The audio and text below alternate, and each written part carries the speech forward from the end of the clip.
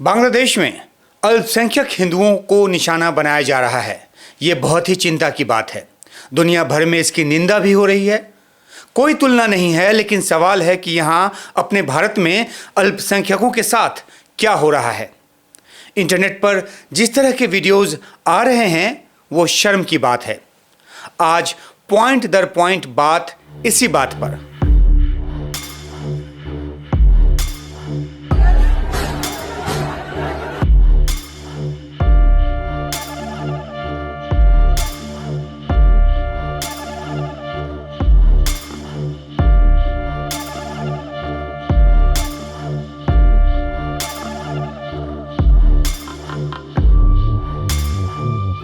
पहला पॉइंट दिल्ली की तस्वीर पर।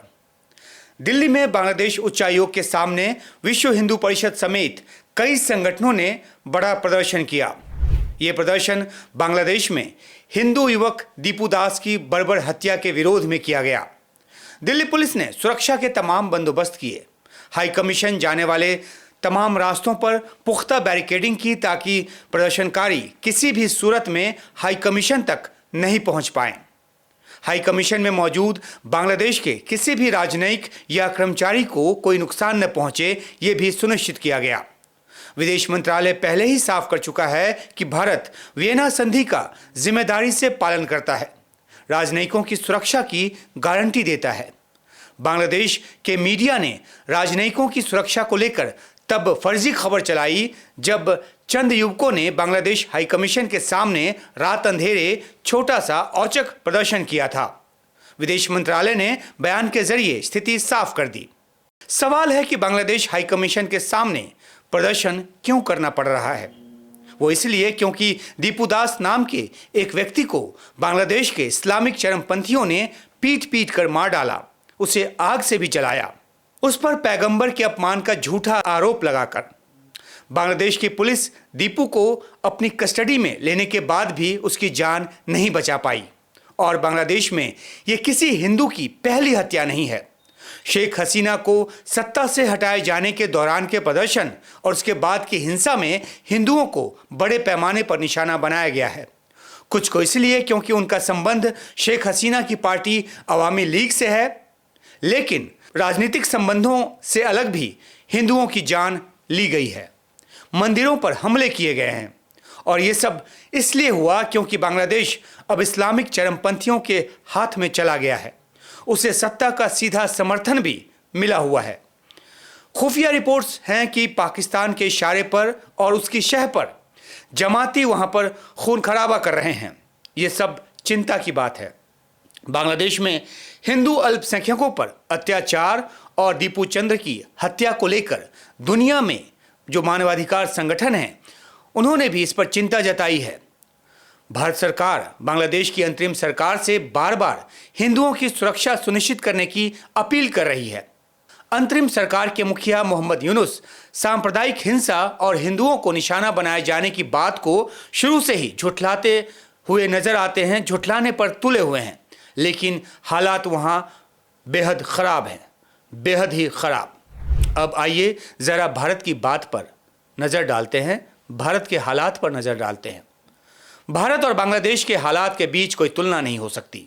भारत बांग्लादेश नहीं हो सकता, लेकिन अल्पसंख्यकों की सुरक्षा को लेकर हालात यहां भी चिंताजनक हैं। इस तरह से चिंताजनक कि अगर हम समय रहते नहीं चेते तो दुनिया ये फर्क करना भूल जाएगी कि अल्पसंख्यकों के खिलाफ नफरत को लेकर भारत और बांग्लादेश में कोई अंतर है। भारत बांग्लादेश नहीं हो सकता। और ये बात इसलिए कह रहा हूं क्योंकि सोशल मीडिया पर नफरत के वीडियो भरे हुए हैं, तरह तरह के वीडियो। एक वीडियो में एक टीकाधारी लंपट एक ईसाई को दबोचकर गाली गलौज करता नजर आ रहा है। अनाप शनाप सवाल पूछे जा रहा है। बहस में शामिल हुई एक महिला से वो लंपट पूछ रहा है कि तुम कैसे पैदा हुई बताओ। धर्म ही नहीं, महिला की अस्मिता को भी खुलेआम सबके सामने उछाल रहा है ये लंपट। हमारा क्या है? चारों वेद है, मनुस्मृति है, उपनिषद है। हम कोई भी क्रिश्चियनों का बाइबल को फॉलो नहीं करेंगे। Am I clear? बोलो। ओम भूर्भुवः स्वः तत्सवितुर्वरेण्यं भर्गो देवस्य धीमहि धियो यो न प्रचोदयात्। Okay? Jai Shri Ram! Jai Shri Ram! Jesus Christ is not ours. Jesus Christ को पैदा करने वाला मदर मैरी कैसे प्रेग्नेंट हुई थी बताओ? I am waiting. घड़ी नहीं है फिर भी बोल रहा हूँ भैया. जीसस क्राइस्ट कैसे पैदा हुआ था बताओ? पवित्र आत्मा के द्वारा. अरे तू बिना सेक्स के बच्चा पैदा कर सकता है? Okay, you know the process of मैं वही तो बच्चा कहती हूँ, पैदा अगर- करने का प्रोसीजर बताऊं मुझे. अगर जैसे मैं- बच्चा पैदा करने का प्रोसीजर भाई बताऊं. मेरी सुन तो सही. मैं जैसे पैदा हुई हूँ, अब कैसे पैदा हुई बताओ? उसे पता है कि वीडियो रिकॉर्डिंग हो रही है और सबसे चौंकाने वाला खुलासा तो ये हुआ है कि ये बंदा जो लंबा सा टीका लगाकर ईसाई को धमका रहा है वो खुद एक बांग्लादेश से आया हुआ मुसलमान है. फैक्ट चेकर मोहम्मद जुबैर के पोस्ट के मुताबिक इसका नाम सनयुर रहमान है जो इस समय भारत में रह रहा है. इसने 2013 में इस्लाम धर्म को छोड़कर खुद को नास्तिक होने का दावा किया, यानी कि किसी ईश्वर में उसकी कोई जो आस्था है वो नहीं है. और इसके बाद 2018 में इसने अपना नाम बदलकर सत्यनिष्ठ आर्य रख लिया और इसके बाद ईसाई और मुसलमानों के खिलाफ नफरती वीडियो बनाने लगा. पेटीएम और गूगल पे के जरिए अपने लिए फंडिंग भी मांगने लगा. ये तो गजब की बात है, मजाक नहीं गजब की बात है. इसे भारत आकर मुसलमानों और ईसाइयों के खिलाफ नफरत का बिजनेस इतना ज़बरदस्त लगा, इतना मुफीद लगा कि टीकाधारी हिंदुवादी लंपट बन गया. पता नहीं इस पर क्या कार्रवाई हुई है या हो सकती है, लेकिन अपने वीडियो में तो ये बेखौफ नजर आ रहा है, बिल्कुल कॉन्फिडेंट. उसे पता है कि कट्टर हिंदू का चोगा पहन लेने के बाद उसका कोई कुछ बिगाड़ने वाला नहीं. वो खुद ही ये रील बना रहा है ताकि उसे प्रसारित कर ईसाइयों के खिलाफ नफरत और फैलाई जा सके. हो सकता है कि इस तरह की रील बनाकर कमाई करने के लिए उसे वाहवाही भी मिल जाए, लेकिन यहाँ एक कैच है. वो मूलतः एक मुसलमान है और इसलिए हो सकता है कि इस्लाम को गाली दिया जाने लगे जैसा कि इस लंपट ने कृत्य किया है. लेकिन जो ऐसा करेंगे उनको याद रखना चाहिए कि हिंदुत्व के चोगे में उसने ये अपराध किया है या इस तरह का अपराध वो करता रहा है. नफरत फैलाने के लिए उसके बिजनेस को हिंदुत्व का चरमपंथ जो है वो खाद पानी दे रहा है. हो सकता है कि बदली हुई परिस्थिति में वो बांग्लादेश वापस जाकर वहाँ हिंदुओं के खिलाफ हिंसा में शामिल हो जाए. उसे तो बस नफरत बेचनी है, भारत में बिके या बांग्लादेश में. ये तो हुई एक वीडियो की बात, और वीडियो भी सोशल मीडिया पर घूम रहे हैं. एक वीडियो में एक आदमी एक 8 साल के बच्चे को पकड़कर उसका नाम पूछ रहा है. वो मासूमियत से अपना नाम साहिल खान बताता है. हिंदुवादी लंपट उससे खान पान की बात पूछकर उसे दुत्कारने लगता है. जमा भीड़ के सामने बच्चे के धर्म और खान पान पर सवाल उठाते हुए कहता है कि देखो, ये हिंदुओं के माथे पर चंदन लगाकर हिंदुओं का धर्म भ्रष्ट कर रहा है क्योंकि ये मीट मुर्गा खाता है. सीधे सीधे ये लंपट बच्चे की जान से खिलवाड़ करता नजर आ रहा है, इस भरोसे के साथ कि उस पर कोई कार्रवाई तो होगी नहीं. एक और वीडियो है जो कि जबलपुर का बताया गया है. इसमें एक महिला एक दिव्यांग लड़की का चेहरा पकड़कर उसे धमकाती नजर आ रही है. इस वीडियो को कई लोगों ने ट्वीट किया है. इसे ही ट्वीट करते हुए वरिष्ठ पत्रकार राजदीप सरदेसाई ने लिखा है कि ये बीजेपी की जिला उपाध्यक्ष अंजू भार्गव है. दृष्टिहीन लड़की पर हमला किया, उसे गाली दी, ये आरोप लगाते हुए कि लड़की जो है वो धर्म परिवर्तन में लिप्त है. पुलिस का जो एक सिपाही है वो बगल में खड़ा है, लेकिन बीजेपी के स्थानीय नेता को रोकने की उसकी हिम्मत नहीं है. वैसे ही जैसे बांग्लादेश की पुलिस दीपू को कस्टडी में लेने के बाद भी कुछ नहीं कर पाई.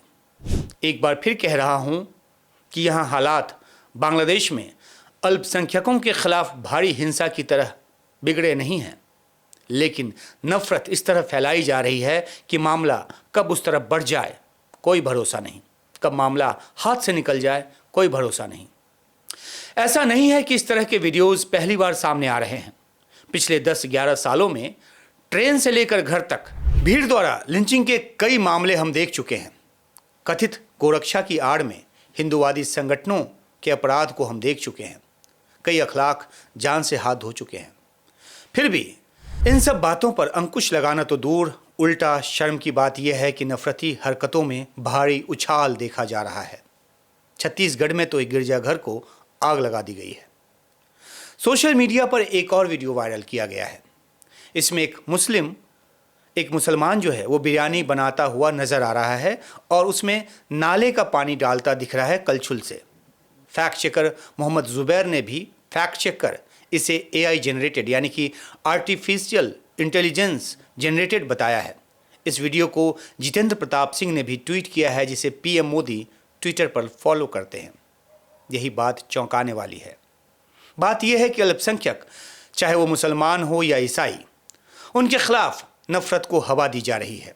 नफरत की ऐसी आंधी चलाई गई है जिसमें बेरोजगार हिंदूवादी जो युवक हैं, उनसे लेकर उनको अपना राजनीतिक हथियार बनाने वाले नेता तक शामिल हैं। यहीं आकर PM मोदी का जो नारा है सबका साथ सबका विकास, वो थोथा नजर आने लगता है। अगर नहीं तो उनको सीधे सीधे ये ऐलान करना चाहिए कि नफरत भरे ऐसे आचरणों को बर्दाश्त नहीं किया जाएगा, और सिर्फ ऐलान ही नहीं, उस पर अमल भी करके दिखाना चाहिए। लेकिन जब ये खुद चुनावी रैलियों में कपड़े से पहचानने वाला या फिर कब्रिस्तान और शमशान वाला भाषण देते हों तो फिर उनसे क्या ही उम्मीद की जाए। वे बेशक मुस्लिम अरब देशों की यात्रा पर जाकर वहाँ के प्रमुखों से गले मिलते हों, ऐसे मौक़ों के फ़ोटो और वीडियोज़ के ज़रिए अंतर्राष्ट्रीय ख्याति चाहते हों, एक अलग तरह का संदेश देना चाहते हों, लेकिन शायद हिंदू और मुसलमान का इसी तरह का मिलन घर में उनकी राजनीति के लिए मुफीद नहीं। इसलिए तमाम चिंताओं के बाद भी उनकी तरफ से मौन बना रहता है। लेकिन वे जब तक देश के प्रधानमंत्री हैं, हम उम्मीद करते रहेंगे कि PM मोदी ऐसी हरकत करने वालों को टाइट करेंगे। सार्वजनिक तौर पर बेशक ना बोलें, पर आंतरिक तौर पर प्रशासन को चुस्त करेंगे। ऐसी नफरती कृत्यों पर लगाम लगाएंगे। अंत में यह कि बांग्लादेश में हिंदुओं की चिंता तो होनी ही चाहिए। जानता हूं कि यह व्यवहारिक नहीं है, लेकिन फिर भी अगर ज़रूरत है तो बांग्लादेश में हिंदुओं की सुरक्षा के लिए सेना भेज दीजिए। लेकिन कृपया हमारे अपने देश में, जहां पूरी व्यवस्था अपनी है, पुलिस अपनी है, कानून अपना है, संविधान अपना है, यहाँ तो अल्पसंख्यकों की सुरक्षा सुनिश्चित कीजिए, ताकि कोई भी किसी भी धर्म के बच्चे, महिला, नौजवान या बुजुर्ग पर हाथ रखने से पहले 100 बार सोचे। क्या आपके राज्य में ऐसा संभव है प्रधानमंत्री मोदी? इस सवाल के साथ आपको छोड़ जाता हूं। फिलहाल नमस्कार।